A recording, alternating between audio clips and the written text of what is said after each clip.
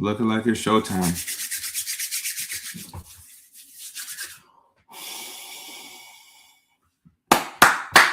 Let's get it. Let's get it. Let's get it. Welcome to the late night show with your host, Dr. Kojo. I am checking in tonight on a beautiful West Coast Friday nighter, and we're talking about some common neurodivergent traps that you could fall into. Maybe you've fallen into these before, and maybe you'll fall into it in the future. But because you've watched this live stream, you'll know that you're falling into it. And you're like, okay, all right, I know what's going on right now, so I'm not confused.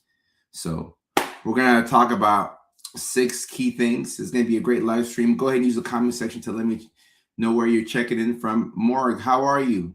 The first one in here on YouTube. Thank you so much for your attention. Go ahead and like the live stream. Use the share button to share to somebody who could also benefit from it. We're streaming live on Facebook, LinkedIn, YouTube, both my YouTube pages, the Late Night with Dr. Kojo page, and also my main Kojo software page, Twitch as well, and also on TikTok. So we're live streaming on Facebook, LinkedIn, YouTube, Twitch, and TikTok. It's going to be an amazing live stream. 6 common traps that neurodivergent people fall into. This is a great time for me to mention that I will be on tour starting on the 26th of April. We will be in Houston, Texas at the All Jokes Aside Comedy Club, and I cannot wait to see y'all there. The big Neurodivergent Comedy World Tour starts April the 26th, Houston, Texas, and it's going to be an amazing show. Tickets are selling fast. The room is expected to be full and packed out and sold out. So I'm so grateful for your attention. Thank you so much. And those are going to be some amazing comedy shows. So I can't wait to see y'all there. Leilani, what's going on? Sam, what's up? What's up? What's up? Krusty Krab. Talk to him. Talk to him. So we start off the comedy tour in Houston on the 26th of April. The next month, we're going to be in Nashville, Tennessee at Zany's. Nashville, Tennessee. Zany's, May 31st. So the Nashville show is also selling really, really, really well. In fact, we're looking to open up a second show in Tennessee, which would make me very happy. Very, very, very happy to come back to Tennessee, to my hometown, and to sell out 2 shows. It would make me feel so warm and fuzzy inside, and I would get to meet a lot more of my community. So that's what we have on the agenda. Well, look at that. Lovita is going to the Nashville show as well. Love of the show to Lovita because she's coming from Texas. So love of the show. Love of the show to Lovita. Look, I'm going to see if I can get like maybe a couple of plates of fufu and just have it with me on stage and see who wants to eat rice balls. Who wants to eat rice balls with me? So Nashville, we're potentially going to have 2 shows in Nashville. It's going to be amazing. The next month, we will be in New York City. New York City on the 11th of June. The following week, Chicago, Illinois, June 18th. So those are the 4 dates that we have right now. We're looking to add more cities. Somebody said Spokane. We're looking to add Seattle. I know Spokane is on the other side of Washington. They're not that close to each other. But eventually, we'd love to come to Spokane as well. We'd love to come to Spokane as well. I know that Seattle is, we're talking about adding Seattle actively, but I've never been to Spokane. So I'd love to go. Tennessee. I can't wait to see y'all there. Tennessee.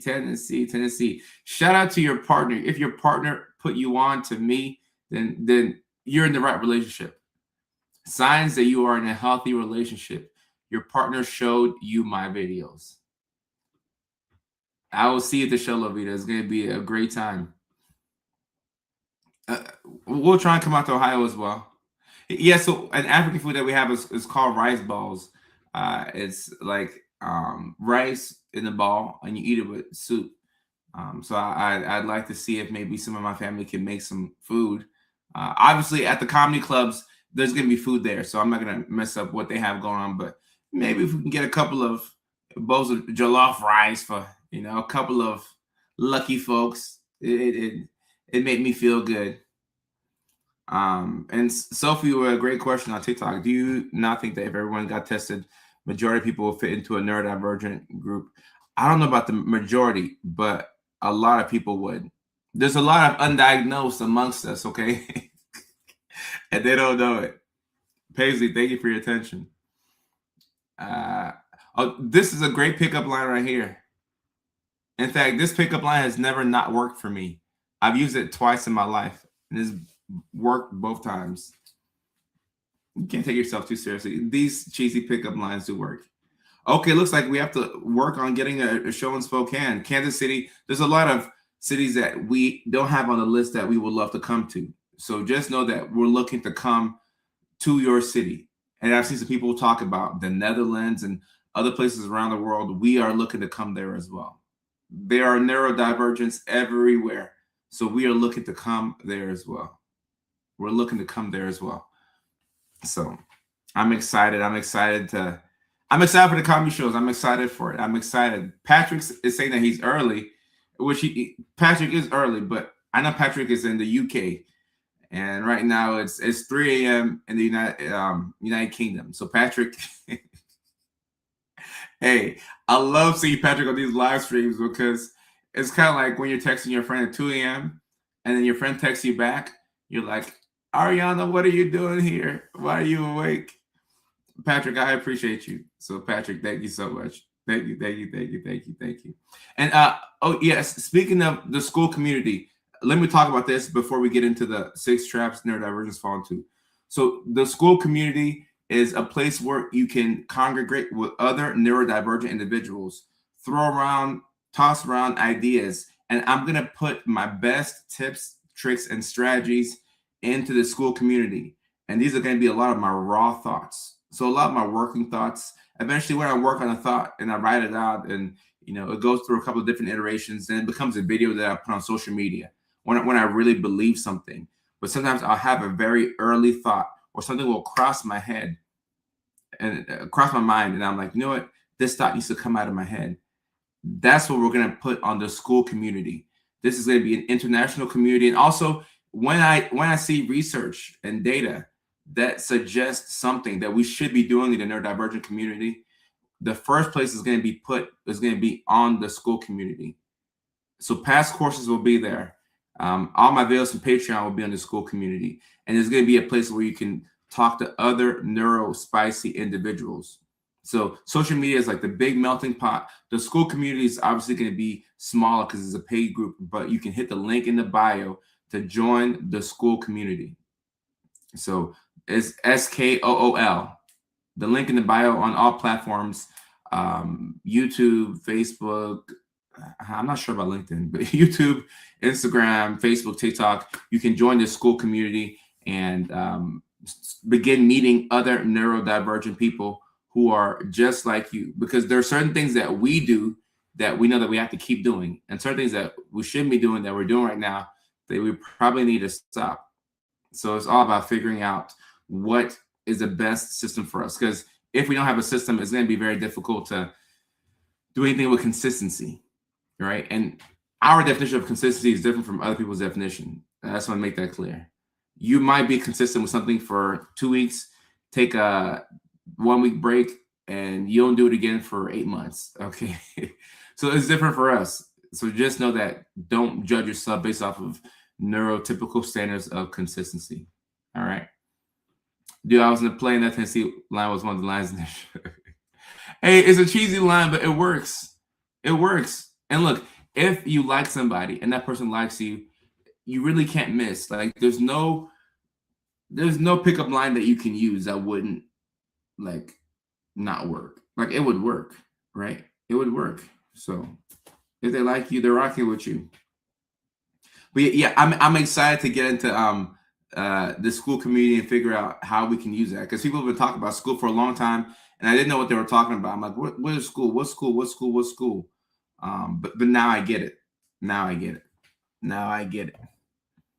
All right, so we're here on a Friday nighter, talking about 6 traps that neurodivergent people fall into without realizing it.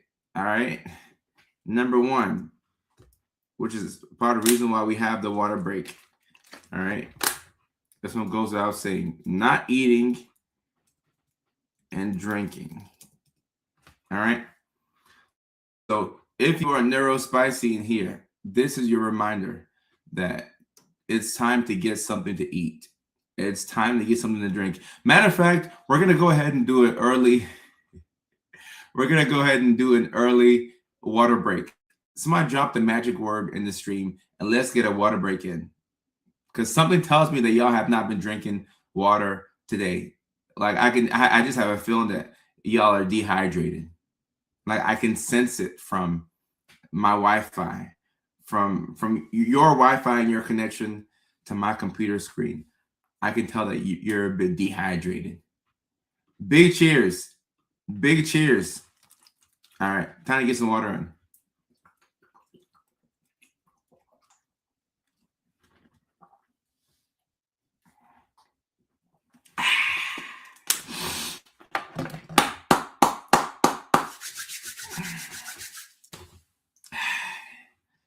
Get some water. Get some water. Get some water. Whether you're hyper focusing at work or whether you just had a long day, a lot of us forget to eat / drink. It's crazy. I was talking to a friend of mine yesterday, and both of us were going through the same thing. He was like, Kojo, you know what? Like, he sent me a voicemail. He said, Kojo, I'm just reminding you, get some food. Make sure you're eating because, like, I almost forgot to eat today, and I damn near passed out. I was like, me too. I damn near almost passed out too because I forgot to eat. How can you forget to eat? And sometimes with ADHD, I feel that we only have a couple of modes. Like we have, a mode where we're not hungry at all. Then we have another mode where we're starving and like we're hangry, hungry and angry at the same time. We're so hangry because we've been ignoring our basic needs, not peeing, not eating, not drinking. And somebody says coffee has water in it. It does, so having coffee beats nothing, but coffee is a diuretic. So when you drink coffee, it's going to make you pee more. And you don't have anything that's like in your system if you're not drinking water. So the coffee got to go with the water. You can't just drink the coffee. You got to drink some water too. You need some water as well. All right. So not just coffee, but you need some water. Renee just got out of the hospital because of a kidney infection. Renee, sorry to hear that. I hope that you're doing better now. Hope that you're doing better. Kimberly, I appreciate you. I appreciate you. I forgot to eat all the time as a teen. My friends would bring food and wave in front of me. So this right here is a sign of a good friend. If your friends know that you don't eat like that, and then they come around you, they wave their enchilada, they wave their pizza, they wave their burrito, whatever. Oh, that's a good friend because they know that you're not going to eat on your own. We probably need, actually, not probably, we need visual cues in order to start most things, whether that's eating, whether it's drinking. I got, this is Dasani, and this is like, store brand water. But I have about 20 of these around the house, and they're like half empty, like a third of the way full. There's a little bit of water in each one, but I keep these around the house. I could throw them away, but I keep them around the house because whenever I see water, I just drink water. Because we're going to err, more than likely, you're going to err towards the side of, not drinking enough. So when I see water, I drink water. If I see water, I drink water. If I'm in the bathroom and there's a water bottle there, oh, it's time to drink some water. If I'm in the living room playing video games, oh, there's water right there. Let me drink some water. Before I go to bed, it's a little bit tricky because you can wake up multiple times throughout the night to go pee. So there is a cutoff time that we should probably have with water, especially those of us who wake up multiple times to pee. It's very frustrating when you have to wake up I hate that. I hate that. But by and large, just keep a water bottle in every room. Like there's 2 in this room. It's probably like 3 in my bedroom. It's like 2 or 3 in the living room. A whole bunch in the kitchen. Just out there to where I can see it. You need a visual cue or else you won't you won't do it. No liquids after 6 p.m. as it's 7:24 right now. And I agree with that. It's better to not eat. I mean, not drink too late. But for me, because like when you're neurodivergent, some of us are night birds. If you're a night bird, if you're a night bird like me, it's better to get water in at night than to not get water in at all. So maybe this for me is like 8:30 or like 7:30. But we should all be like Adriana and wake up and drink water if we can. If we can. Jim, I'm happy that you're able to relate to the videos. You can stay here for as long as you want. And Tahu was saying, I always forget to eat. Same thing with eating, guys. You have to make sure that you eat food. Like this goes without saying, because y'all are not kids. So I don't have to talk to y'all like kids, but sometimes we have to talk to ourselves like kids. Did you eat today? Did you drink water? Have you had enough protein? And when you ask yourself these questions and it's 3 p.m. and you haven't had any water to drink, then that kind of explains why your mood's a little funky. And like, don't be somebody who has to take ADHD medications as well. If you have to take ADHD meds, which already cut into your appetite and your thirst, then you should be eating a big breakfast. So if you're gonna eat, if you're gonna take your Vyvanses and your Adderalls and your Concerta and Ritalin and all that stuff, you should be eating the biggest breakfast of all time. You really should. Or at the very least, get a protein, get something in. Don't raw dog the morning, and then you take your meds and then you have coffee. Like nah, like you gotta eat or surround yourself around people who force you to eat, or at least have a visual cue for you. Have a visual cue for you. And on TikTok, the person who says share your own experience, all the things that I'm sharing, these are things that I do on my own. Like I'm talking from personal experience. Like I'm not talking like down to you, or I'm not saying something I heard somebody do. These are things that I do. Like that's like I'm a night bird. Like like I'm the one who like I do all these things. Yeah, the meds do dry us out. It sucks. The meds dry us out. And I mean, look, what's the price that you're gonna pay to focus? That's how I see it. Like, what will we do to focus? And the answer is we'll do a lot. We'll do a lot. So fortunately or unfortunately, this is just kind of what happens when we need to focus. Ooh, all right. This second one right here, Mickey Ficky. I can feel this one.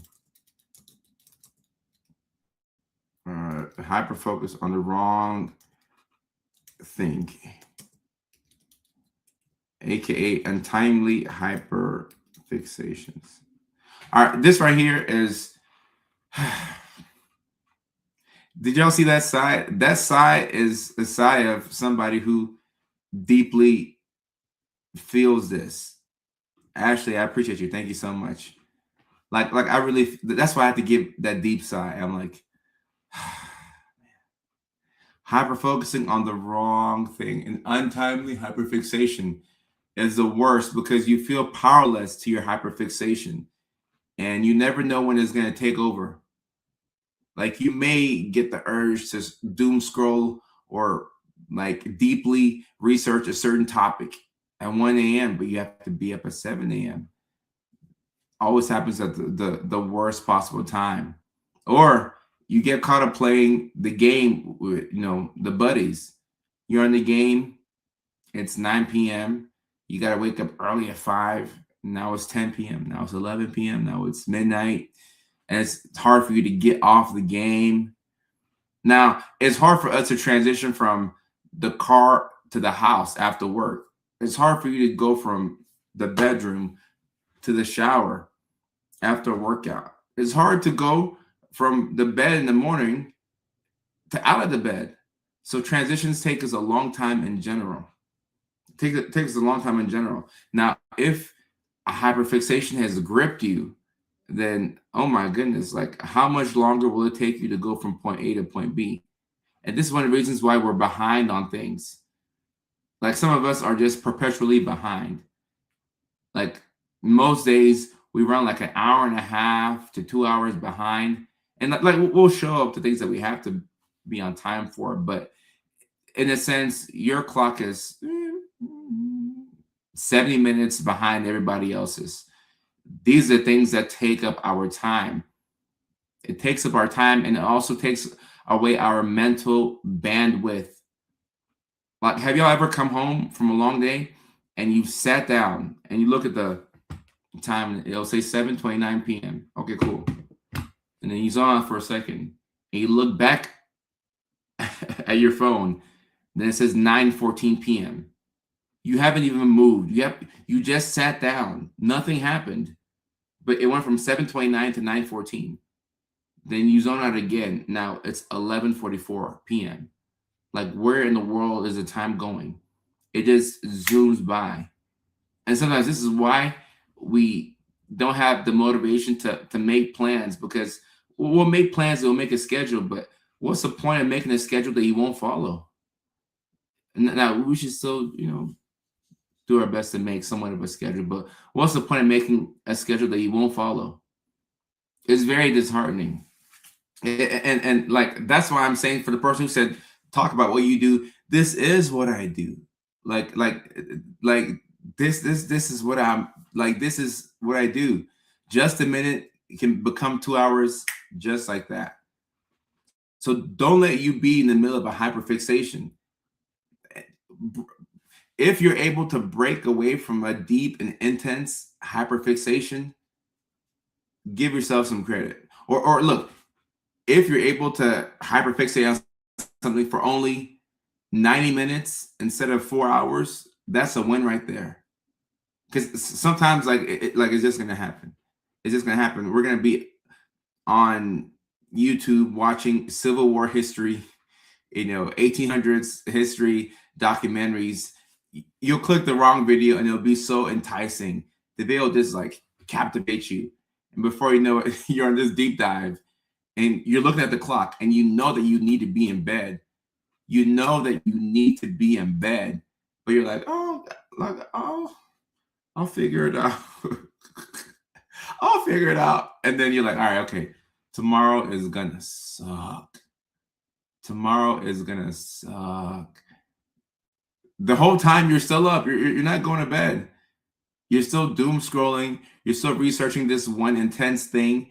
And the worst thing about it is that the things that you'll be hyperfixating on, it has nothing to do with anything that you're working on. You're an engineer and you're researching, the history of baby formula. It's completely irrelevant to whatever you're working on, whoever you are. Like, it's not gonna move the needle with whatever you have to do tomorrow. But it's just so captivating. And you've been so understimulated that you just can't stop this thing. Like, it's difficult. And this is where it helps to have help. Okay. One of the biggest reasons why, not to say that like I don't have anything to offer in relationships. I think I'm a decent young lad. I do okay. But one of the biggest reasons why I like relationships is that you have a buffer against yourself. If I'm up at night looking up the history of, baby formula, like how baby formula came to be, and it's 1 a.m. and I got to be up at 8:30, then my partner will be like, all right, Kojo, get to bed. Get to bed. Like, that's one of the best things about a girlfriend. It's time to go to bed. Like, I've been in the bed for an hour and a half. Where are you? I hope you're not on the game. I hope you're not on YouTube. Get off of YouTube. Give me your phone. Get off of YouTube. That's one of the best things about a partner. They keep you in check. Now, for those of us who spend too much time by ourselves, you can fall into a trap by being by yourself for too long. And look, guys, I know, like outside costs money, it drains you. I get that. But I force myself to go outside because I can't be by myself for too long, or else I'll be going into the most random deep dives. The most random deep dives. And oh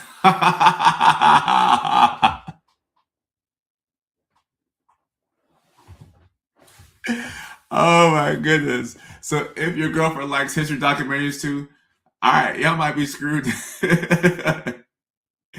Hey, instead of her telling you to get off of YouTube, she sends you another video recommendation like, hey, have you seen this video? I saw another baby formula video that was very captivating. So um could be screwed. But somebody has to be the bad guy, bad person, and like put an end to it. Somebody has to be the bad person and put an end to it. Somebody has got to do it. Kia says, my husband does that. He has Simon ADHD as well, but he says my butt. Kita's husband. Love the show. Whoever you are, my guy. There we go. He definitely has a better handle on it than I do. He's my biggest help, my kids as well. We're all neurospicy. A neurospicy family that is self-aware stays together. I love this right here. I love this. I love this. Look, it's going to take help from everybody. Everybody helps out each other. Because if your girlfriend likes history documentaries too, okay, well, one day you're the bad guy. The next day she's a bad guy. Hey, all right, okay. I'll let you scroll on your phone for a little bit. I'll let you scroll. I didn't say anything. But now it's 12:42 a.m. You have to be at the gym at 7 a.m. You got to be at the office at 8 a.m. Now you're only going to get 5.5 hours of sleep. And you're not going to be your best. We're going to get into an argument tomorrow because you're sleep deprived. So it's time to go to bed. Give me your phone. Give me your phone. That's love. Somebody who just takes your phone away. Not like in a like give me your phone. I'm going through your phone, but like in a hey, give me your phone right here. I'm gonna put the phone in another room. Okay. I'm gonna put the phone in another room. We're gonna get a big alarm clock. And we're gonna let the alarm clock just do what it needs to do. And then in the morning, you can go pick up the phone. You have to have rules for yourself, and especially when it comes to the phone and when it comes to YouTube. Okay, and now these rules that you could use to help you transition away from tasks. Do I always follow them? No. But am I telling you what you should do? Yes. And should I do it? Yes. But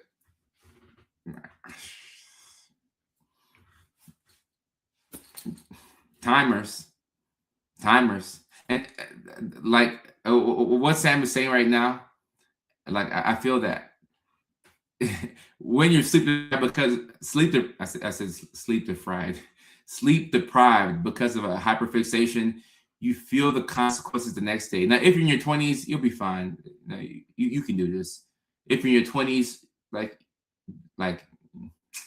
you're a teenager, okay, 3 hours of sleep, you're fine. When you're in your 30s, by the time you hit 28, be careful with this. Be careful. Be careful. Be careful. Be careful. You're going to feel the fact that you got 4 hours of sleep. Like you feel it all over your body. You just feel it. You feel it. Renell, I appreciate you. You got overconfident. Right. And like we believe that the hyperfixation doesn't have as deep of a hold that it has on us, but it does. It really does. It really does. So you've got to find a way. And there's been times when I've been on a deep dive, and the only way that I was able to stop was because my internet started messing up. Like I'm watching a YouTube video, and all of a sudden my signal goes out, my Wi-Fi starts to trip, and I get frustrated. Like, why is my Wi-Fi tripping? Like why can't I watch YouTube? Like, what's going on? And then I keep refreshing. I restart, and it's not working. I'm like, you know what? This is God telling me that it's time to go to bed. It's God telling me to go to bed. Okay, got it. And now I'll go to bed. So sometimes, look, God works in mysterious ways.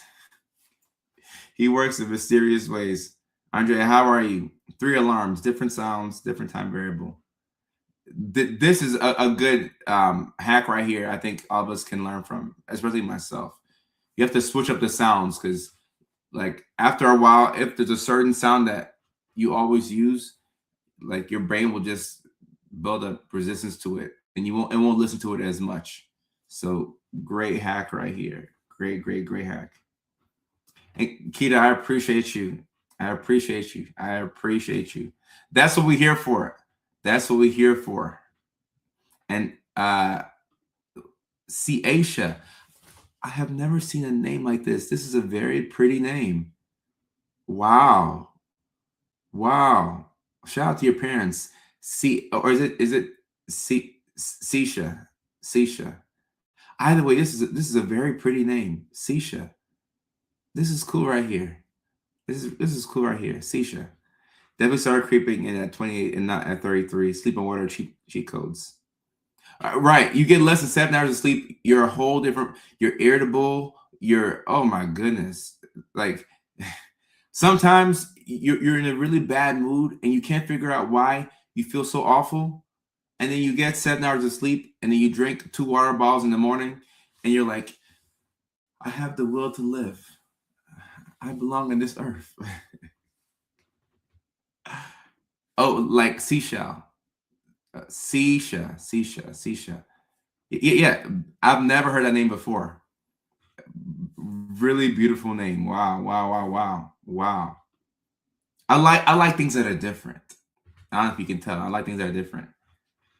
And I like odd alarm times, like 8:27, like Lavia saying. It can't be like 7:30. That's too generic. Something that's like very like 7:14 a.m., 8:11 a.m.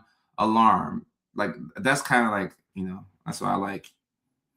And Unsung Brand says that's why I like you. Yeah, I didn't like my name for a long time. I didn't like Kojo, but I grew up and then there wasn't a lot of Kojos around. I'm like, all right, I can do this. I can do this. I can do it.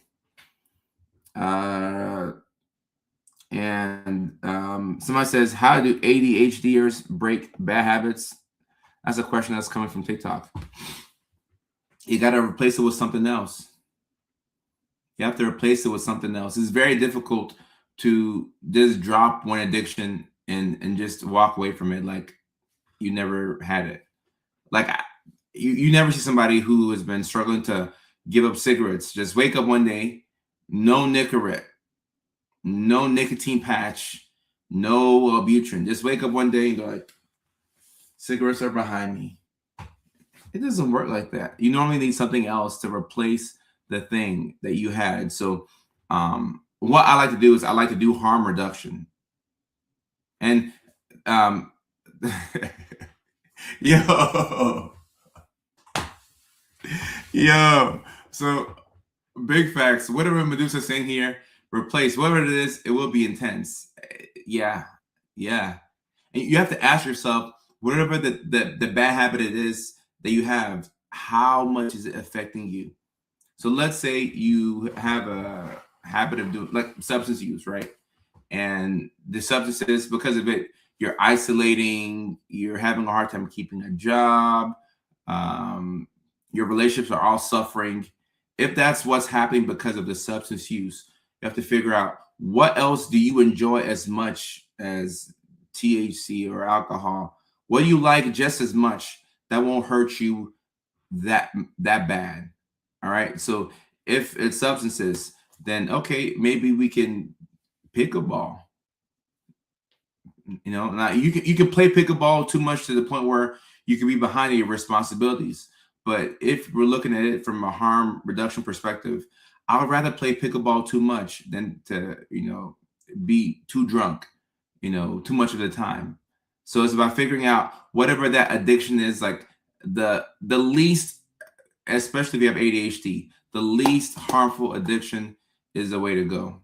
The least harmful addiction. So for a lot of people, that could be like video games. Like for me, I would rather use video games than to start a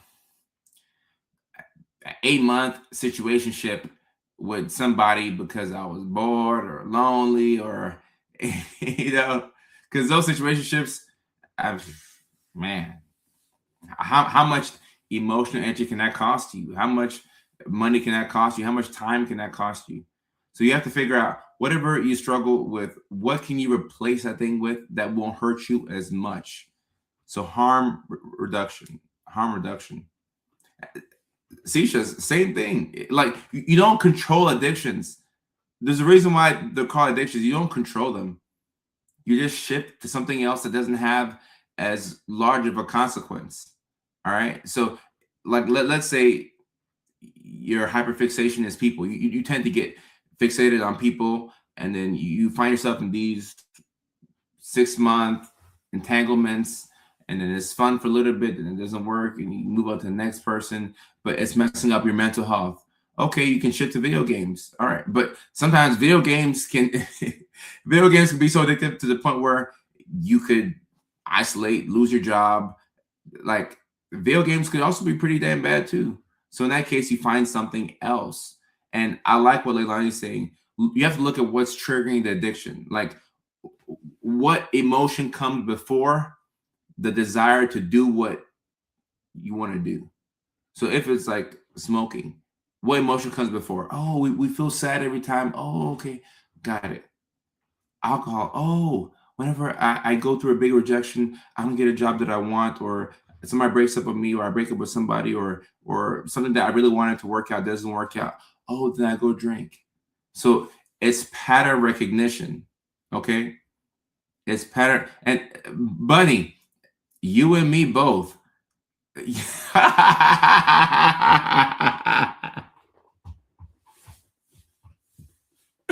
Oh, you and me both. Ain't nothing like a good 6-month entanglement to just give you a vacation from. Because I don't take like vacations. Like I love work.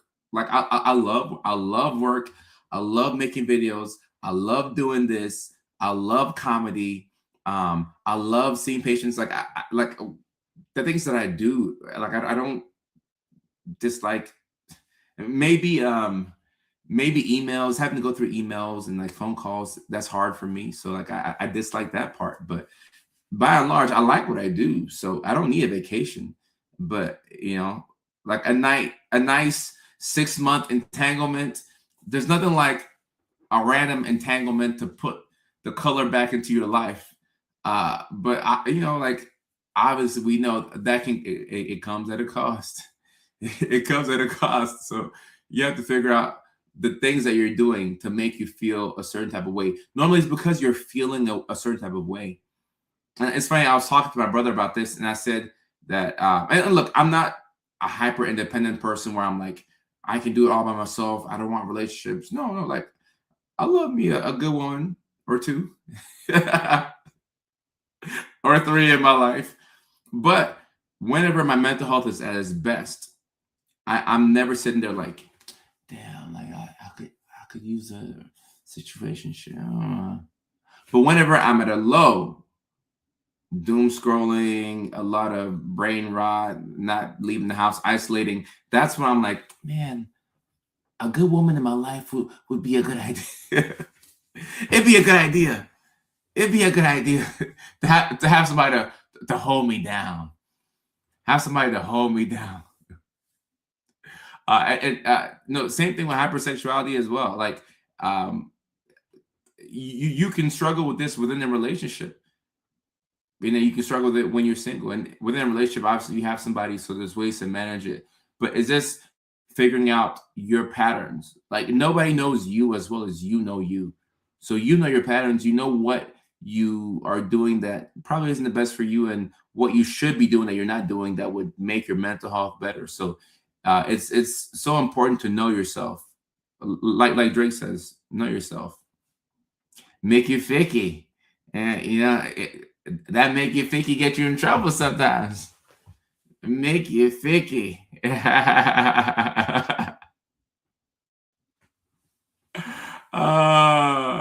No, you gotta know yourself. That Mickey Ficky can get you in trouble. Mickey Ficky. All right, this one right here is another trap that we fall into. Saying yes too fast. Okay.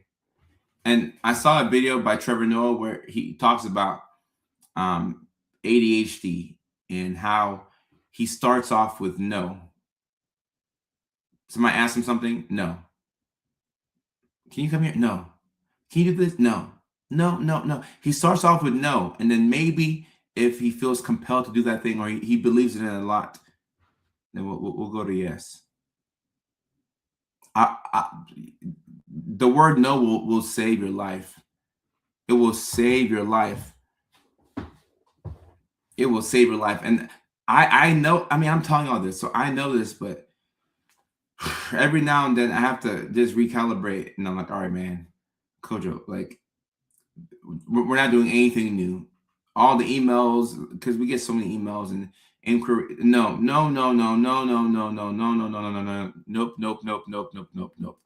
And then maybe a yes one of these days. Maybe a yes. But when you say yes too fast, you're going to find yourself burnt out and overcommitted. And my mom has this quote. She says, only a fool doesn't ever change your mind. You can change your mind. There's nothing wrong with changing your mind. I committed to going to a wedding the night before my headline show in Houston. I bought the ticket and everything. I thought I could fly from Houston to DC and then back on the same day. And I probably still can, but after talking to friends, like, Kodo, that's not a smart idea, bro. Why would you do it? You might get stuck in DC and then now you can't kick off your tour, and now you have to refund over 100 people their money back, and then the promoters are going to be upset. You could just stay in Houston. I'm like, oh, okay, cool, cool, cool, cool, cool. I don't have to say yes to everything. I don't have to say yes to everything. And Stephanie, yeah, it is. Um, it's a nice distraction, but if you have this pattern of hyperfixating on new love interests, then you got to ask yourself, like, what does it cost you? What does it cost you? Oh, learn to say no because my heart's so big. Guys, you can have a big heart, but there's nothing that feels worse than having a heart that is exasperated, a heart that is just apathetic. You're like, oh man, my goodness. And I think as of late, I need to do a better job of saying no. In general, I've become much better at saying no because I just don't have the time. But I need to go back to my no. No, no, no, no, no, no, no, no, no, no, no, no, no, no, no, no, no, no, no, no. Because we don't even have the capacity for ourselves. Like adulting is difficult.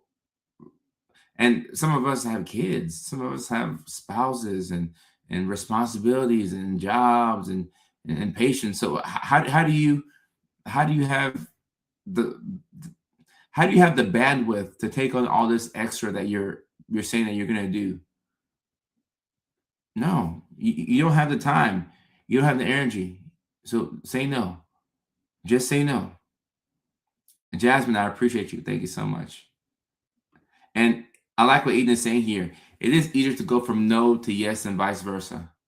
Because if you say yes, then you say no afterwards. Now you've disappointed the person.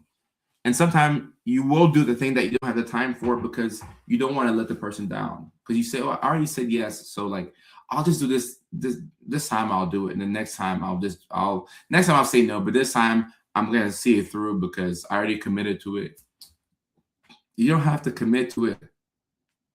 You can change your mind. It's okay to change your mind.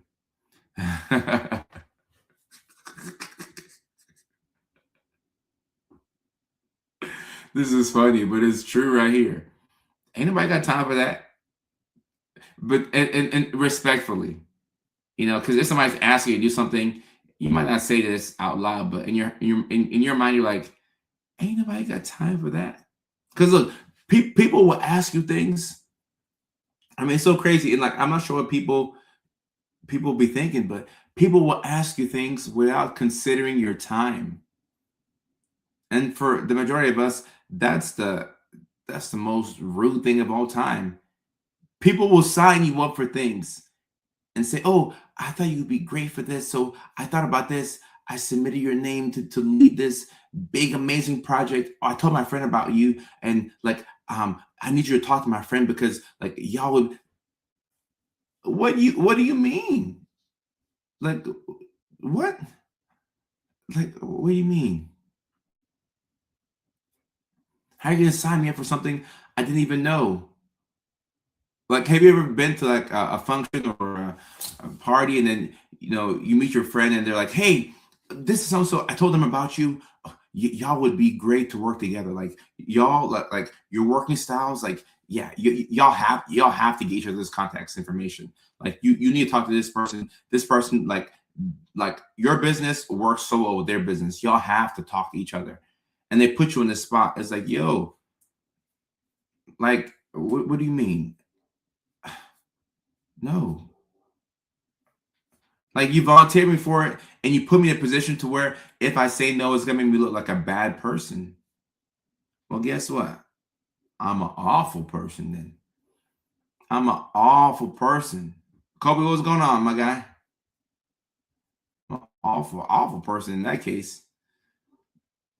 Mm, okay, thank you for sharing. Appreciate that. And, and look, I don't have time. Like, you could just say no. You could just say no. No is a muscle that you have to get better at flexing. You can't just say no like out the blue. Like, you have to start saying no over and over. No, no, no, no, no, no, no. Oh, this is the worst.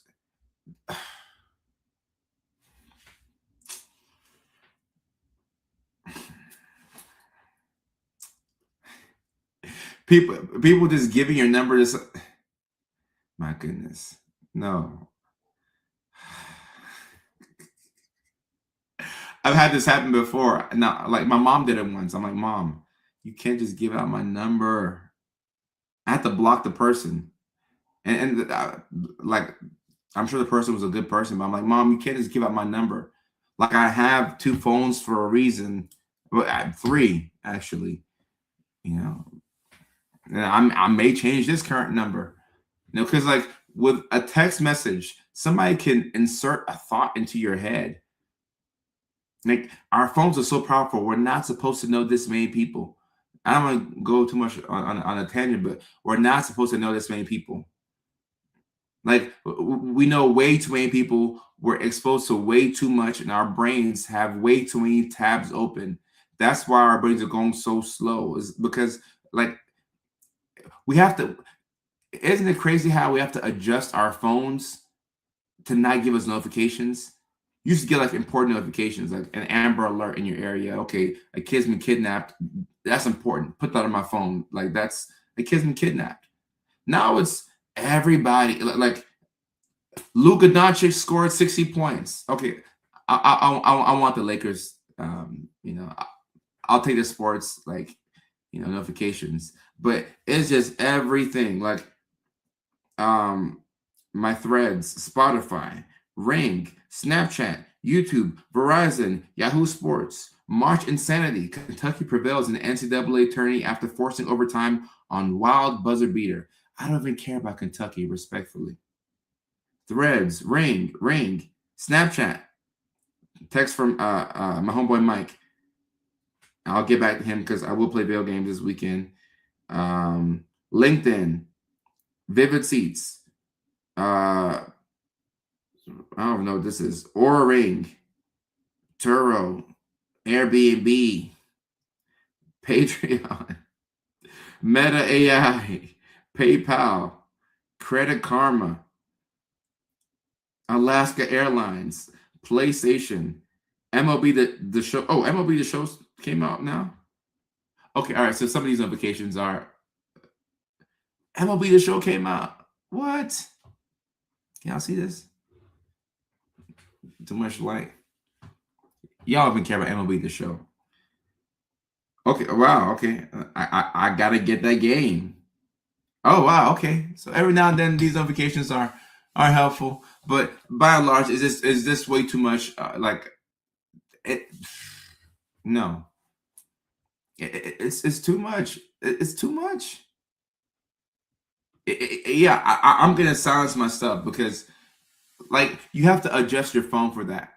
Now I want my phone to ring like if my mom texts me, like if it's my mom, my siblings, any person on my team, like yes, even if it's 1 a.m. or something like that, like the call needs to come through, notification needs to come through for the most part. But a lot of these notifications, like my mom texting me saying that she needs my help versus Luka Doncic scores 60 points. I love the Lakers, but okay, come on, like give me some peace.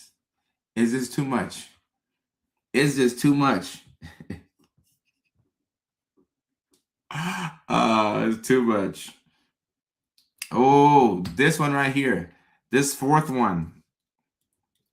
Staying too long in bad situations. I have my iPhone give me a summary of my notifications twice a day. I'm gonna have to do this. I'm gonna have to do this because it's just way too much. Moms are mandatory. You gotta get back to mom. Fourth trap that neurodivergents fall into: staying too long in bad situations. Okay. Now, what are some reasons that we can stay in these bad situations? I mean, first thought that comes to mind is self-limiting beliefs. Staying in a relationship that's not helping you out, but it's easier than switching things up.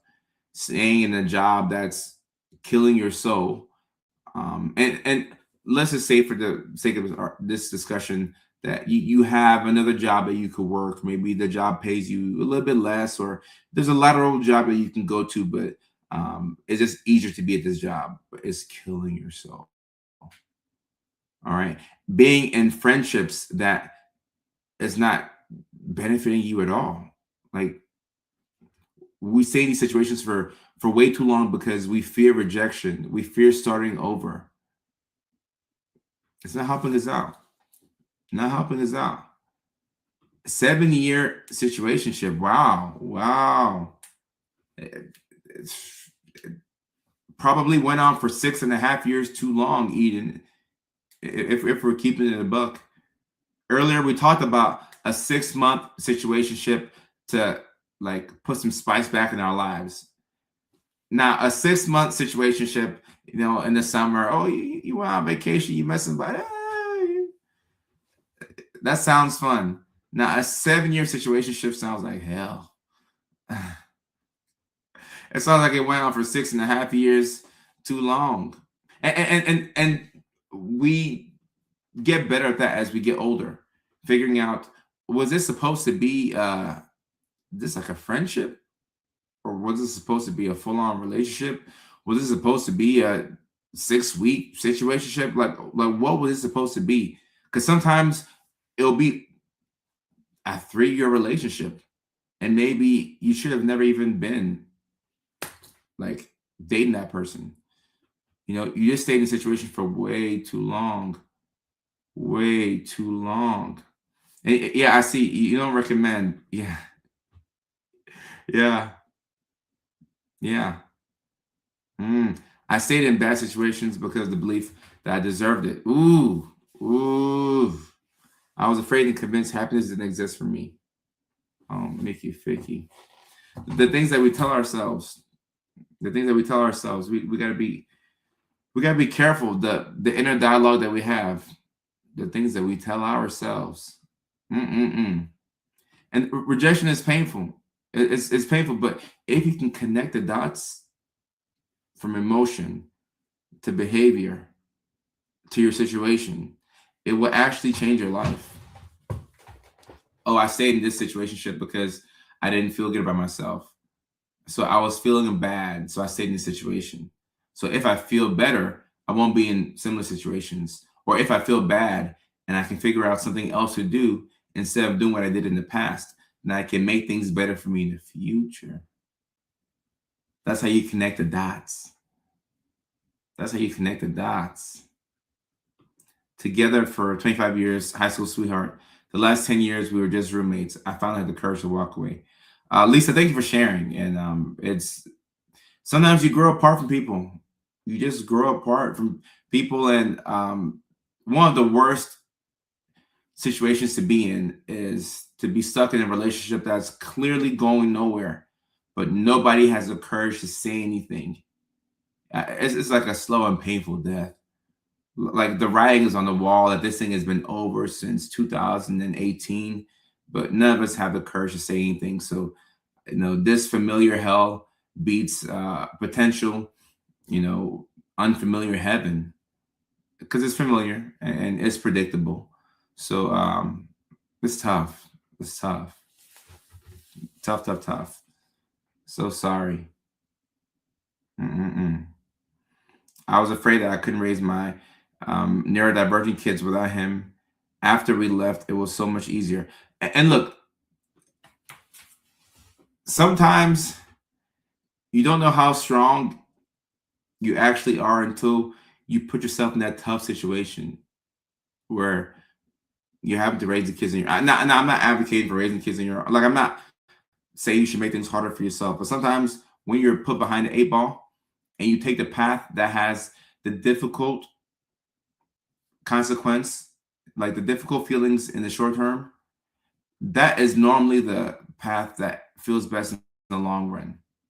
Like, you either deal with the pain now and you deal with the peace later on, or you can give yourself the illusion of peace now and deal with pain for a long time. So the choice is yours. The choice is yours. The choice is yours. And I know. Like, I have to think that way to myself as well. And I normally take the path that has the short-term pain with the long-term peace. And that's difficult. That's really hard. Ring. Put that off. That's really difficult. That's really, I mean, it's hard than most people would assume it to be, knowing that the relationship is not going anywhere. But it was like, all right, okay, well, I'll keep her around. Like, she cool or whatever. Like, I guess she's pretty. Like, oh yeah, whatever. We'll just keep it. Like, I don't want to have to go back and find another person. No, you go through the pain in the short term. The long term, you'll be free. Long term, I promise you, you'll be free. Free. And B&B Brit, thank you so much. I sent it to my dad and aunt, undiagnosed. I appreciate you, Brit. Yeah. Placeholders. No, placeholders. And Andrew, I'm reading your comment up above. Sorry to hear that was your situation. And right, once again, this is why, like, men and women are different, and it's important to know yourself. Let's say you're a man who is living with undiagnosed neurodivergence. Now, there's so many folks out here who are undiagnosed with no clue. But let's just talk about the men for a second. If you're an undiagnosed neurospicy fella, there's a good chance that you might lean more on your, with your emotions. Of course, the majority of us think with our guy down there. But if you throw in emotions feeling so intense, if you throw in rejection sensitivity, if you throw in executive dysfunction, okay, yeah. We can find ourselves in situations that aren't the best for us. And if you have no awareness of what is happening in your life, it can be very difficult for you. I find that for most people, it's difficult to just observe your life. Like, we should be looking at our lives quarterly. Like, every 3 or 4 months, just sit back and ask yourself, okay, what am I doing that I'm pleased with? What is happening right now that I don't like? Who am I around right now that I shouldn't spend that much time with them? Who am I not around right now that I would like to spend more time with them? To just sit back and observe your life. I find that 90% of people cannot do this. It's very difficult. When you sit back and observe your life, it's actually painful. You realize some things about yourself that you maybe didn't want to know. It's a very painful thing. It's a very, very painful thing. And if you're one of the people here in the comment section, Trip Arnold, I appreciate you. Thank you so much. If you're here on this live stream, okay, there's a good chance that you are the person in your circle that is the aware person. You're the diagnosed neurodivergent. You're the autistic or ADHD person in your circle. So you see things before other people can see it. So the work that you're doing on yourself is way harder than anything that anybody has ever had to do. Like, this is some serious, intense stuff right here. This stuff is difficult. This stuff is pretty hard. So if you're having to do all this painful inner work and nobody around you is doing it, you're going to get frustrated, and you're going to look at people in your life and say, why aren't you doing this work? But you have to give them grace, because when people observe their lives, sometimes it's too painful. And a lot of times we'll create a different reality for ourselves when life is just so damn painful. When our got you, Leilani. Got it. And Cinda, this right here, I am struggling with this right now, and I have struggled with this for a long time. Seeing other people struggle. I know they're undiagnosed because I'm Dr. Kojo, and I see what they do to stay distracted. They don't want to sit with themselves. My goodness. It's my goodness. I get told I'm a social butterfly and if I small talk, we're supposed to. Right. Sometimes we don't understand ourselves, Emily. I mean, it's your first time on the live stream. Awesome sauce 2624. Thank you for being here. I appreciate you. Thank you for being here. And I ran out of water, but I'll give me a little bit of a sip. But yeah, some people, it's just too painful for them to analyze their lives. So and yeah, you anytime, Emily, give yourself some credit. Like, if you're doing the work, give yourself some credit. Give yourself some credit. Now, things are exhausting, and you don't have to be so in your head. It is helpful to remind yourself to have fun. Like, let's have fun. Like, let's not always be in our head. Like, it's time for us to, like, be present. Like, we deserve to enjoy life as well. But those of us who are more self-aware and we analyze our actions and we see how it impacts ourselves and other people, we're doing something that other people just aren't able to do. They can do it, but once they start to do it and they realize how painful it is, they will do something else. They'll no longer observe their life because it's just too painful. It's too painful to realize what's going on. It's easy to just numb yourself and go get high, go get drunk, and or find anything to distract you. A distracted brain cannot focus on what needs to be done. So sometimes it's just easy to show love to people because we're all fighting battles that can be hard for us to put into words. And those of us who are like observing our lives, it's taken everything that we have. It's taken everything out of you. Like, it's tough. It's tough. All right, number 5, fifth trap the neurodivergents fall into. Denny, thank you for your attention. Appreciate you. And the Houston show is April 26th. And at the meet and greet, it's a meet and greet. So you meet, you greet, take photos. I do my best to talk to as many people that I can at the meet and greet. No matter how long the line is in Houston, I'm going to talk to every person.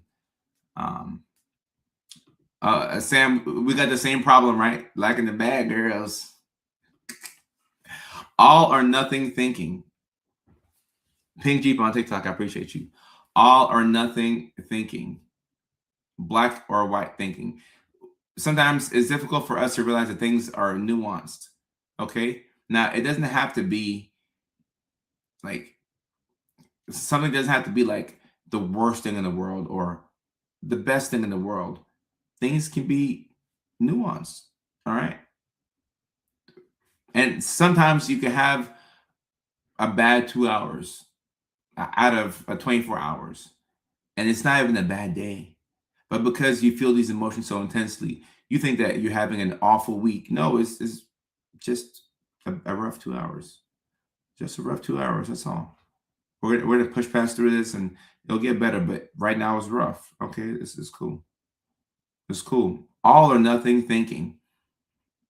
This is not the best way to do things, but we do this a lot. And like Chad is saying, it can be helpful to look for the gray. Look for the gray. Look for the gray. There's going to be times when you're stuck in a bad situation or something that appears to be bad. But if you observe it, you can realize that there's a couple of things that you learn from that bad situation that is helping you out. Okay. Or even the way that we process failure. If you're not failing, you're not doing it right. If you succeed at everything that you do, you're not pushing yourself. You're playing it safe. You should be failing at something in some capacity. All right. Instructions unclear. All my clothes are gray. So things are nuanced. Things are nuanced. Not splitting like with borderline personality disorder, where like one person is great and then one person's awful, or like this is the bad guy, this is the good guy, and then they can flip at any time. But more so thinking without nuance. When I say black and white, thinking without nuance. Situations will change based off of what's going on, who are the people in it. Looking at things with the full context is the best way to look at something, because you can't just say, this is how it always is, or every time this happens is always bad. No, maybe the last time that this thing happened, it was bad for you, but now that it's happening again, it's good for you because you know how to navigate this situation. So it's just a matter of pattern recognition and figuring out what to do when you find yourself in this position again. So it's just important to have some nuance. But sometimes, even when we know that things are nuanced, we don't want to see it that way because we just don't want to. We just don't want to. And Winter Blizzard, thank you for your comment. I appreciate you. Yeah, variables are always changing. Number six trap that neurodivergents fall into: dopamine chasing. And these are not in any particular order, but this one could be number one right here. It could be number one. So you have to know, like, we all have dopamine that we we have our favorite ways to like consume dopamine, and we know that we should know what our dopamine traps are. We should know, like Bunny was saying earlier in the chat that she likes bad girls, or Sam was saying she likes bad girls, or he likes bad girls, and I was like, me too. And then Bunny was like, me three. Okay, so if that's the case, then you have to know, okay, all right, shoot, if it comes to women, then this is a danger zone for me. This is one of the preferred ways that I like to get dopamine. So how do I chill off a little bit? You don't have to like just stop talking to women in general. Like you don't have to be like fully, okay, I'm anti-women, don't ever talk to me. No, you just have to be aware that you have a tendency to prefer your dopamine in certain ways. So if that's the case, all right, like how do we get that same dopamine, but we get it in a drip? Like we don't get it all at once. What's a sustainable way to do this? Ooh, bad girls, fast cars, loud music. Sounds like a great life. This is a great life, ain't it? Amazon's not Amazon Prime. The way you can order something and it comes to your house in 3 hours. Be careful. Be careful. Not to touch his leg. Bad girls, right? So if this is the case, it just means that you should just be aware of this. Just be aware. It means that when you meet somebody and you're completely enthralled with that person, more than likely you're not in love. It's just lust. Okay. And I don't want to say just lust like it's nothing, but It's lust. Okay. Same thing with Amazon. The dopamine hit that comes from opening up a new package. Ooh, it feels so good. Sometimes you want to order things just so you can open it up. Because there's nothing like coming home, there's a package waiting for you, and it's like, oh my goodness, this package has my name on it. Like I'm about to open it up, and it has like this packaging. I get to, ooh, like it's for me. Like this is so cool. The whole time, credit card bill is going higher and higher and higher and higher and higher. Temu, same thing. And these websites are built on the backs of engineers who understand the algorithm. And there's a reason why when you Google something and you go on Amazon, you see that product up and down. Like if you've been looking for, um, you know, if you've been looking for batteries, you go on Amazon, you see AAA batteries, AA batteries, rechargeable batteries. If you've been looking for headphones, let's say I bought these yesterday off of Amazon. Next day you go on Amazon, you're gonna have noise canceling headphones. You're gonna have AirPods. The algorithm knows how to get you. AliExpress, all of them. AliExpress, Amazon Prime, um, all of them. All of them. They Temu. You gotta be careful. Oh, Sam, you like the women with a nose ring hoop and a forearm tat? Ooh. I don't know about nose. Well, I'm sure nose ring. I had an era in my 20s. I might not be over fully where I was obsessed with women who had like a little belly button ring. I was like, ooh, a belly button ring.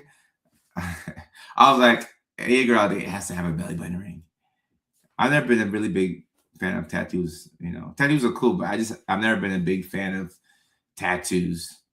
Um, Blue eyes. Okay, okay. And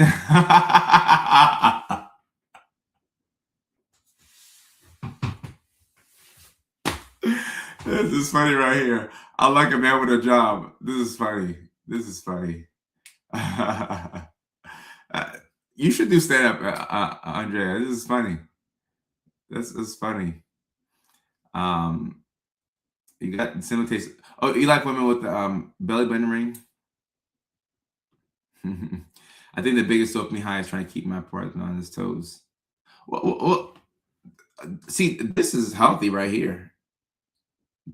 Keeping him on his toes, keeping him quick and sharp and nimble. Both y'all can keep each other on your toes. That's healthy.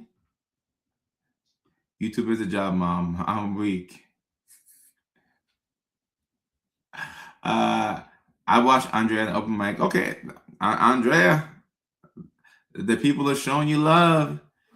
They're showing you love. You gotta find your way to an open mic. See Zoe walking around. I gotta go take her out to potty. You gotta do stand up, Andrea.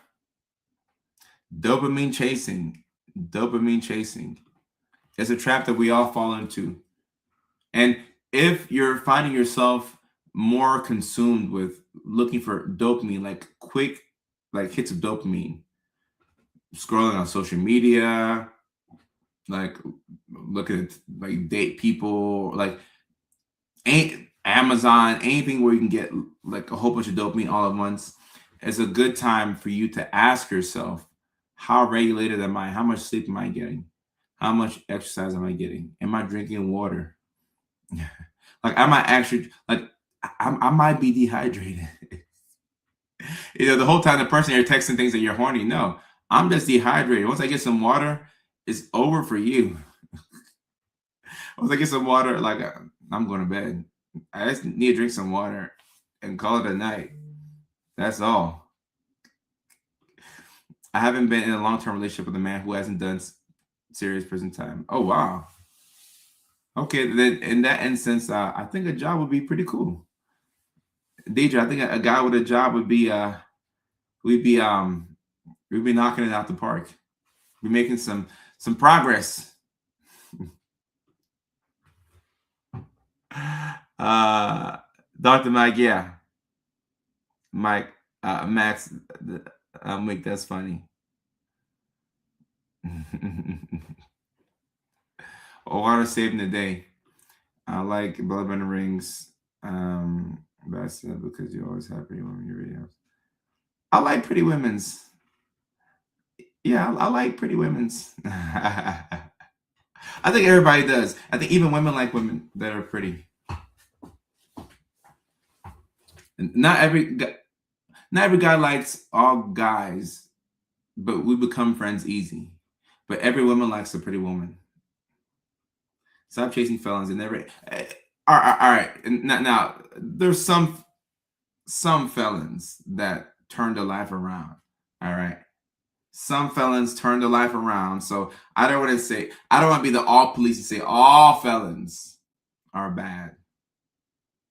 There's a couple that will turn it around, you know. Or a funny one.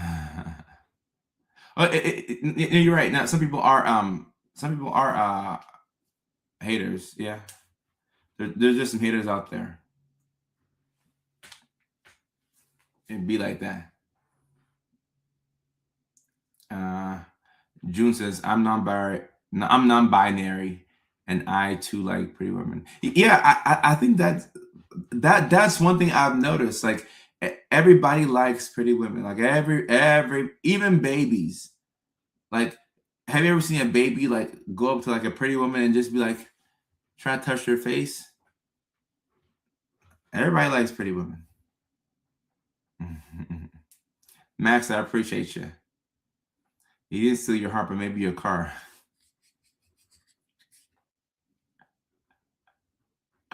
Oh yeah, I'm diagnosed for sure. I'm heterosexual, and I'd rather see pretty people. Just being honest. Okay. Mm. And now, here's the thing. I do think that when it all boils down to what makes like a connection stick, it's like the heart that somebody has, the character that somebody has. I will agree with that. But in the beginning, before you know what type of heart or character somebody has, you're running straight off of pure vibes and aesthetics. But it is actually, this is Lilani's opinion, so like I'll respect this. But for me, no, it's not the heart that attracts me. I'm just being honest.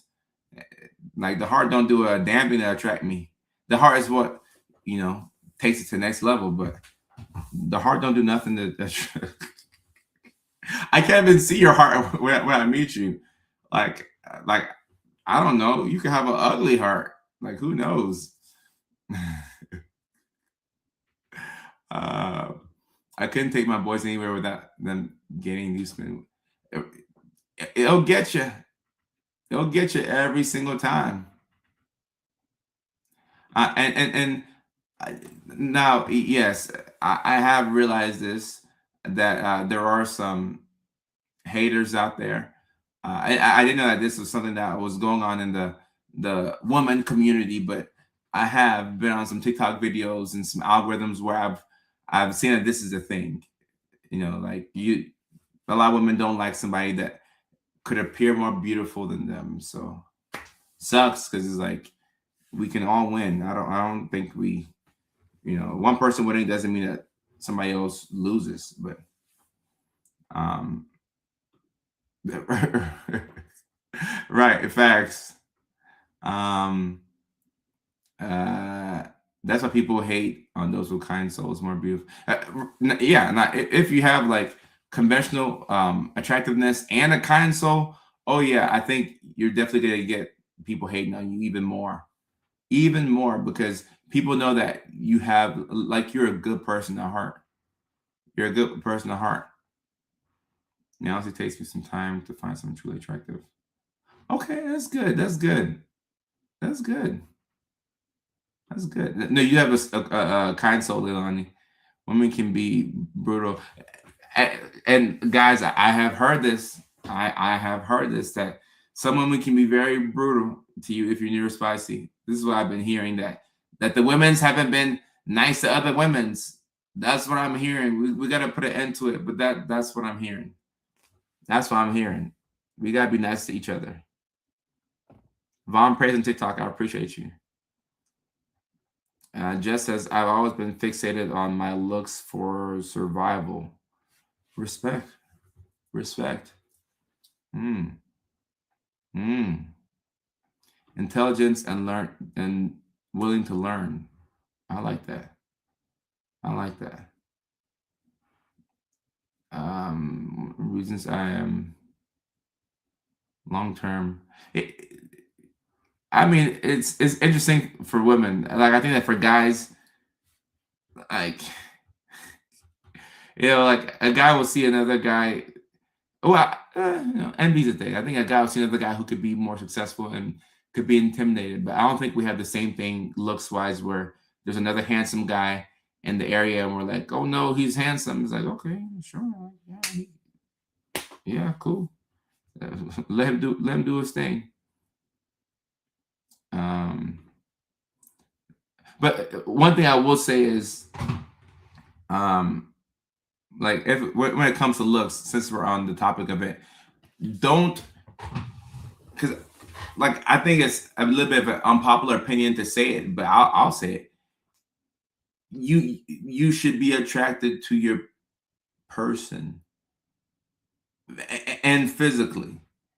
Like high character individuals, whether it's relationships or whether it's friendships, like just looking for high character people is very difficult. And I'm on that journey to gather as many high character individuals around me. And that's always a priority to me. So that's so important. It goes without saying.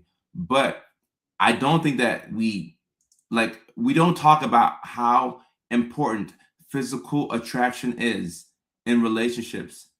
Like we just take it as a foregone conclusion that like yeah, of course you'd be attracted to them. No, you should be attracted to your person.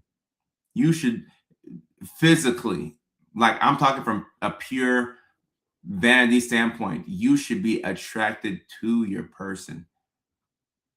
Because I don't see us talking about that enough. We talk about like they have to have a good heart, and yes, that's the harder thing to find. Somebody with a good heart, somebody who's a high character person. That's harder to find.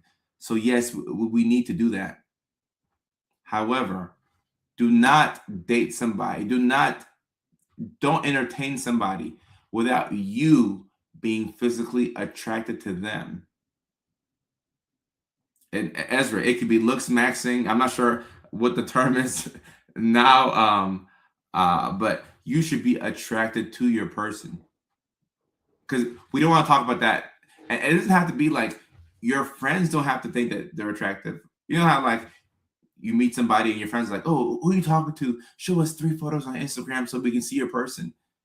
Your friends might not think that your girl's attractive. Your friends might not think that your guy's attractive.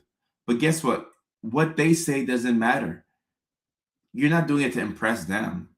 But you at home, you should be attracted to your person and you should be highly attracted to them. Like physically. Like you should want to take their pants off. Like we don't talk about that enough. Because sometimes we get online and we feel like we have to say like the right thing. Oh yeah, like I want them to be like a good person. I want them to be a good person, and I want them to be kind person. No, you want to take their pants off, and that's okay. That's okay. We can tell the truth. And Lawrence, I'm happy your wife wasn't trying to impress her friends too, because Lawrence, if your wife's friends don't like how you look, but your wife she digs you, even better. Even better. Even better. Spicy. And yeah, look, this stuff it is kind of complicated and it's nuanced and feelings especially are complicated. But I think that we can make things easy for ourselves if you are like because I see people try and force things when there's no physical attraction and it doesn't work. And like I did that one time in my life, my 20s. And not to say that she wasn't like attractive. Like, yeah, she was attractive. Like she wasn't unattractive.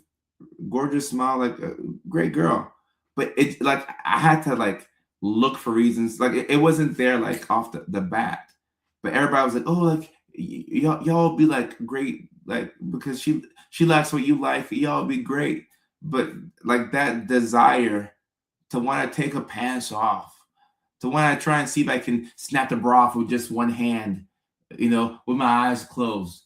It wasn't there. Like it was just more so like, oh, we can be pen pals. So sometimes when it comes to relationship issues, we suffer because we just picked the wrong person. Plain and simple. We just picked the wrong person. For us. We just picked the wrong person and you're trying to fit a square into a circle. A lot of relationships should have never even started in the first place. You just picked the wrong person. You just picked the wrong person. That's all. The wrong person for you. Like, yeah. The one hand snap. When you see your person, you should want to, like, you should be thinking about shucking. Like, this is my person. Like, I want to shuck my person. You feel me? The Mickey Ficky.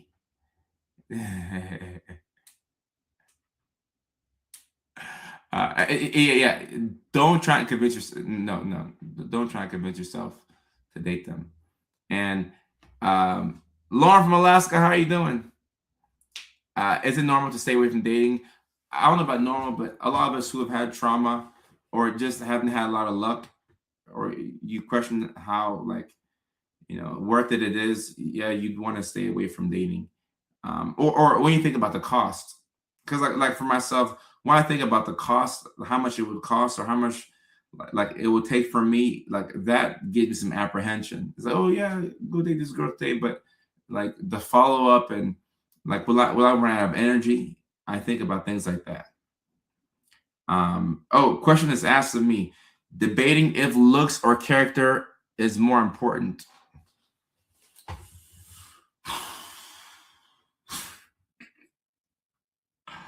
Uh in a relationship, looks. Looks, but you need character. It's kind of like a trap question, like, because if you have it's no. It's a catch 22. Because if you're dating somebody who you're not attracted to, but they have a great character, that's a pen pal. That's not, like, you look at them and there's no desire to want to shuck. I need to have a desire to shuck.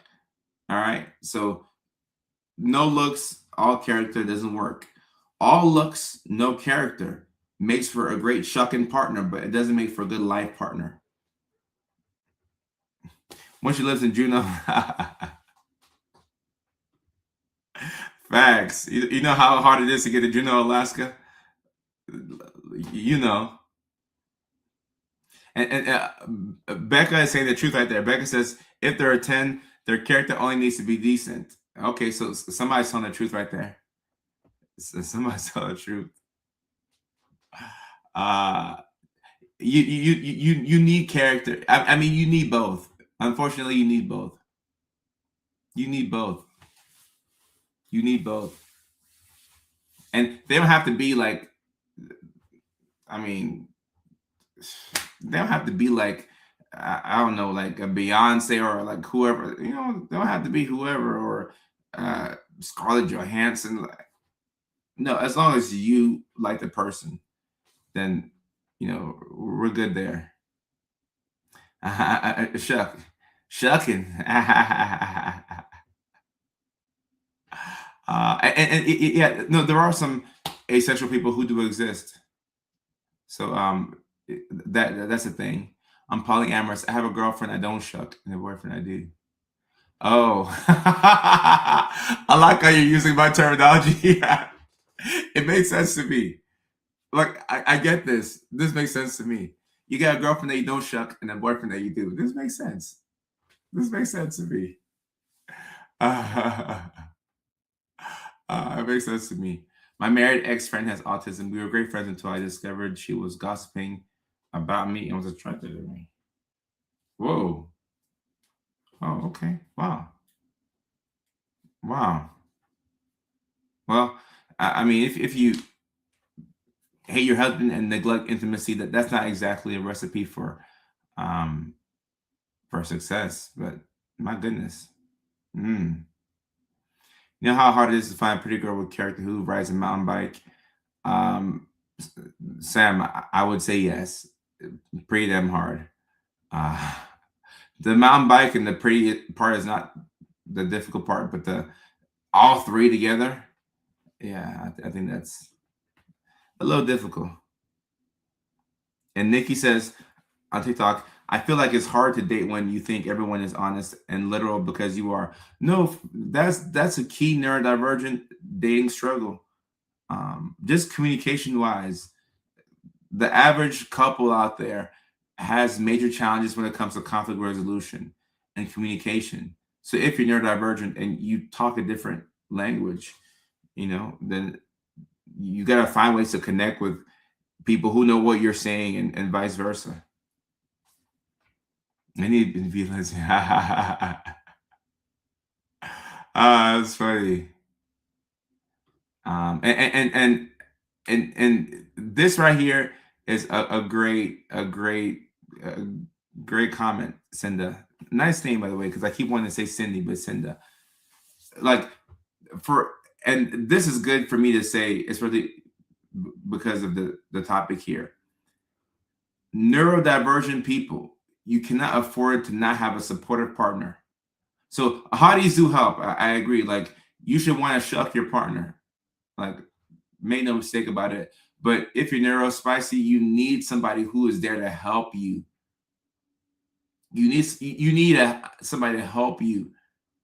Like I just gave y'all 6 traps that neurodivergents fall into: not eating, not drinking, hyper focusing on the wrong thing, saying yes too fast, saying it too long in bad situations, all or nothing thinking, dopamine chasing. So these are 6 traps, and that's just 6. There's a lot more traps that you can fall into. Having somebody who can help you is so important. It's so important. Obviously, like if they look good, it helps. But on your worst day, how that person looks, it doesn't do anything for you. So like once again, this is why this conversation needs nuance, because the looks get you in the door. But when you're having a day where you can't get out of bed and you're depressed and you just don't feel like it and you're at your lowest moments, who will have a grace for you? And if they're hot, it helps. But a kind person goes a long way. No unsupportive shocking. Yes. No unsupportive shocking. I agree. And yes, the tour dates are all online, and the link is in the bio. Houston is April the 26th. Then we're in Nashville May 31st. New York City June 11th. Chicago, Illinois June 18th. And Jess is saying dating is hard because of my pattern recognition. Once something is different, I'm jumping to conclusions. Yeah. You can't unsee things that you recognize. So I understand that. California. Actually, speaking of California, I'll be doing stand up before the Clippers game at Intuit Dome. That's April 8th. And then I do have a show in California, April 10th at the Fourth Wall Comedy Club. So, I mean, I don't think about my California dates because those are my home clubs. But yes, 2 comedy shows in California, April 8th before the Clippers game, and then April 10th at the Fourth Wall Comedy Club in Hollywood. I feel like neurodivergents struggle with sharing a bedroom. We need a king and queen quarters. What do you think? Yes, I agree. If you're neurodivergent, you need a lot of space. Yes, I need a lot of space. UK eventually. I would love to come out to UK. Jess will be at the show in Nashville. Jessica, cannot wait to see you at the show in Nashville. I cannot wait. I am not Nashville's gonna be so good. We're looking to add a second show as well, but Nashville is gonna be so good. I cannot wait for it. And Jesse, look, you might find your person at the show. Look, if there's gonna be over 100 neurospicy people at these comedy shows, You can find your person. Somebody who doesn't like to leave the house like you, but they came out for comedy. You can find your person. And the two in April, early April, are in Southern California. April 8th at the Clippers game, before the Clippers game, and April 10th at the Hollywood, at Fourth Wall Comedy Club in Hollywood.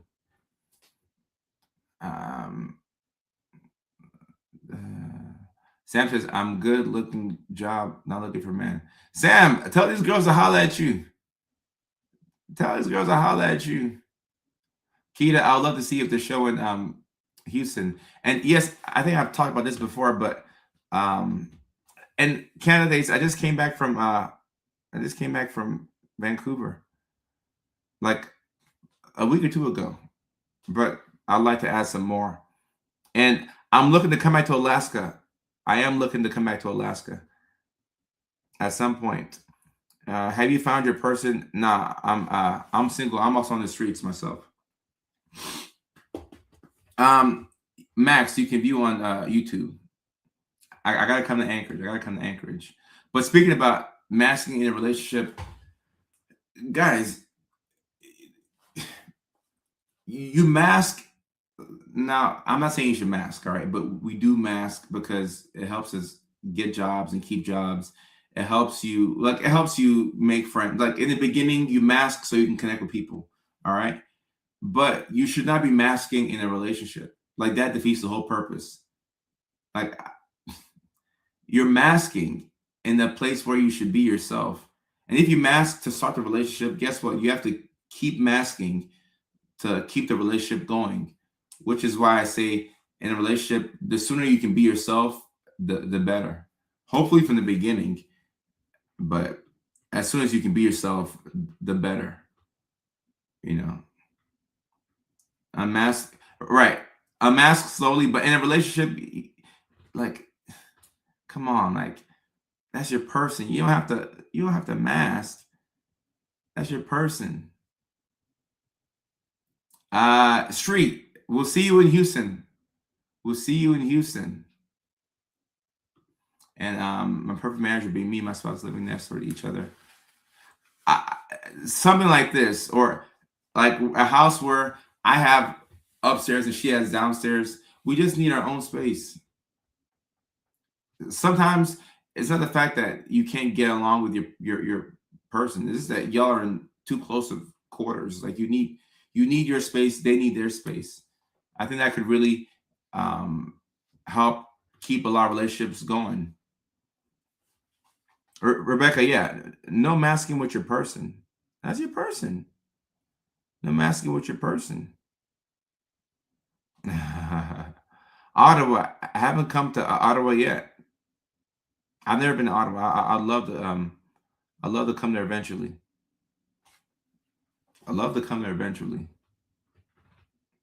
Let me see. Hopefully, one day they'll see the ugly blanket meltdown of having to share. Oh, like if it's your actual person, you don't care about all this stuff. Like if it's your person and they're drooling and they're sweaty, like it's not an issue because that's your person. You're rocking with them, you know. So like, it is what it is. And yeah, you should put your weird out front and center. Yes.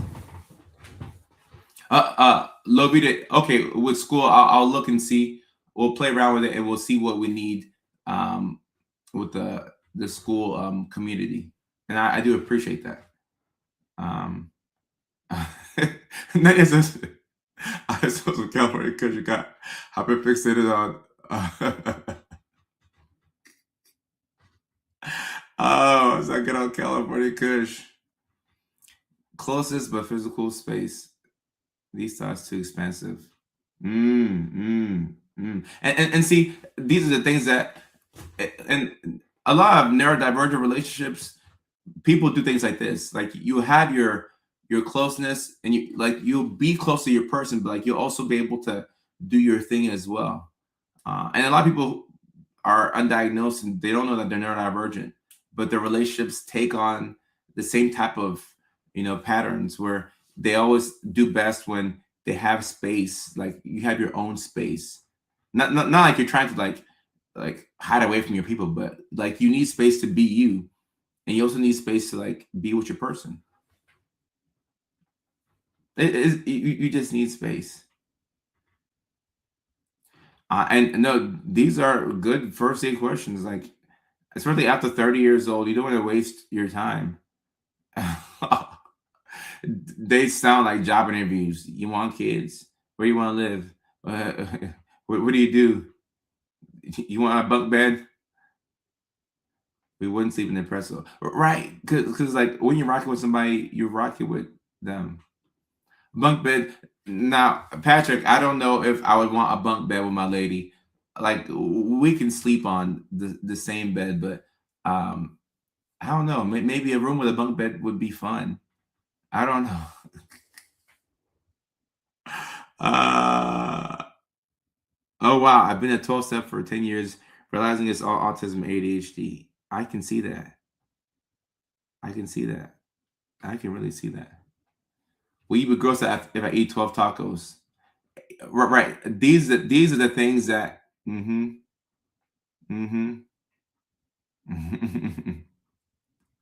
I've had to explain work self versus self at home. Yeah, like if you're explaining yourself too much, it's just not worth it. It's just not worth it. Mm.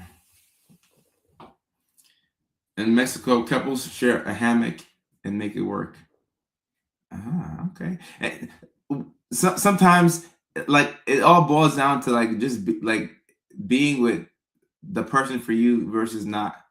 Because like sometimes you'll be dating somebody and you'll be thinking that you're incompatible, you can never date again, and like everything is all bad.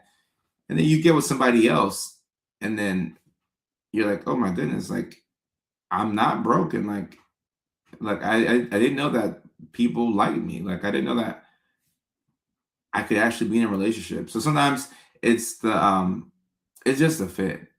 It's just a fit. If you have to change too much of yourself for the person, because we all want somebody that we can remain as close to ourselves as best as possible.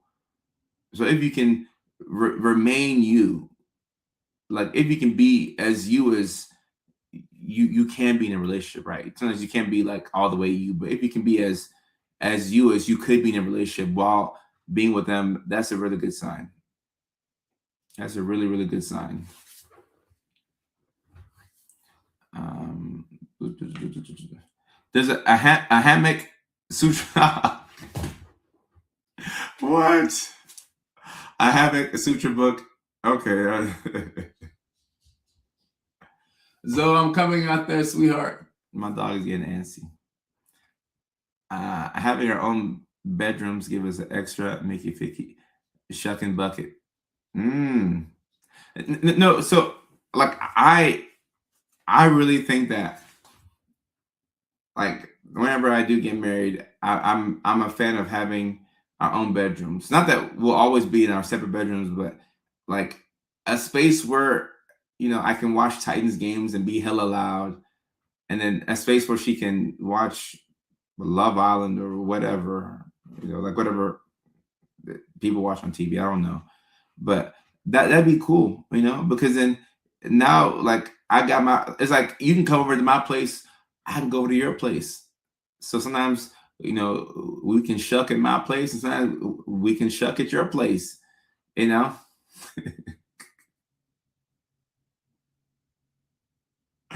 uh oh man, shucking. Lose week at the shucking. Oh boy. But yes, it's been a really, yeah, that's the definition of role play. And Max is saying our own bedroom is a secret to making it last. It might be. And I'm sure there's some people who have that set up and it's probably working. Right, Andre, exactly. You can say, why don't I come over to my place tonight? Yeah, yeah. Y'all are seeing what I'm saying. Yep. Own bedrooms. Yep. And in my bedroom, I might have a bunk bed. I don't know. Like I can have a bunk bed. Like it's gonna be like a whole like play place. It's gonna be fun. I'm like, you want to come over and you want to shuck at my place? And tomorrow we can go shuck at your place. The shuck and truck and oh my goodness, this community is the best. This community is the best. All right, okay. I gotta go hit the gym today because I skipped it this morning. It's leg day, and I don't want to do legs, but I gotta do the hard thing. So gotta go hit this workout. Once again, great live stream. Good week of live streams in general. Next week is our next week is a travel week. Next week is a travel week. All right, so next week we'll do live streams on Monday and Tuesday because next week I gotta be in like 4 different states. So it's a lot of traveling, but yes, next week we'll do the live stream on Monday and Tuesday. Great week of live streaming. I hope that everybody finds some time to relax this weekend. Like, yeah, like we'll get some stuff done and do what we gotta do, but find some time to enjoy and like just relax. Lavita, sorry. But we gotta find some way to relax and enjoy ourselves this weekend. And whether we can take a nothing day or whether we're playing video games, whether you go out, to the club and find somebody to shuck with, whatever the case may be, we need to find some time to take a break and take a pause, catch our breath, and do our thing this weekend. That's what the plan should be. All right. So, and rest is a good hyperfixation. Like get some rest.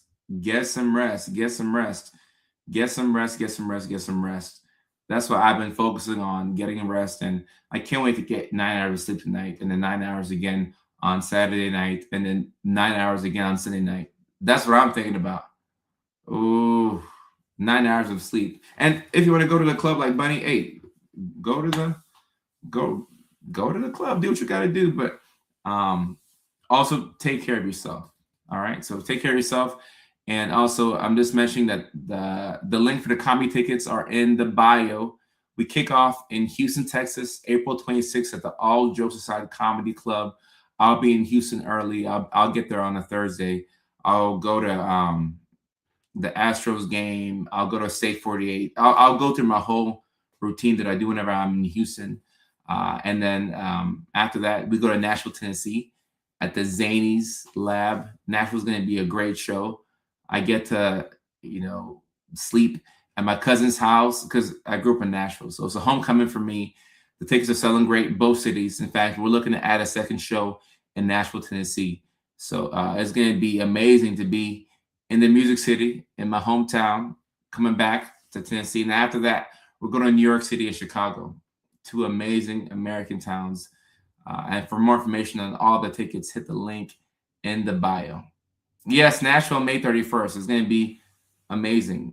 I love Nashville. I can't wait. I'll be in Nashville a few times this year because I'll definitely be back for football season and watch my Titans. I'm very excited about the team that we have this year and what we're going to do in the draft. So Nashville is going to be a vibe. So, yep. All right, y'all. This has been a great live stream. Awesome live stream. Thank you so much for your attention.